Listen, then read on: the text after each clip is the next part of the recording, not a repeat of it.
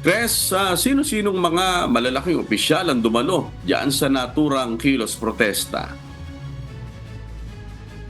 Yes, magandang umaga, amigo Sherwin. Nagdaos ang far-right Vox Party ng isang malaking rally na dinaluhan ni Javier Milei, ang Pangulo ng Argentina, kasama ang iba pang mga international na kaalyado noong linggo, May 19. Umabot sa halos 11,000 na tao sa Madrid, Espanya ang nakilahok dito. Bahagi ito ng 2 araw na summit na naglalayong palakasin ang ugnayan ng mga nasyonalista at populistang mga partido sa Europa.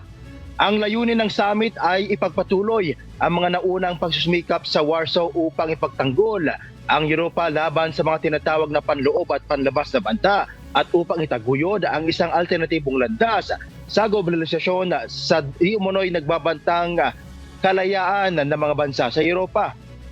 Amigo, pinangunahan ni Santiago Abascal, ang leader ng Vox, ang rally kung saan tinalakay nila ang mga isyong kinakaharap ng Europa, partikular na ang mga usapin ng soberanya laban sa globalization. Kabilang din sa mga dumalo sa summit ay sina Viktor Orban ng Hungary at Marine Le Pen ng France.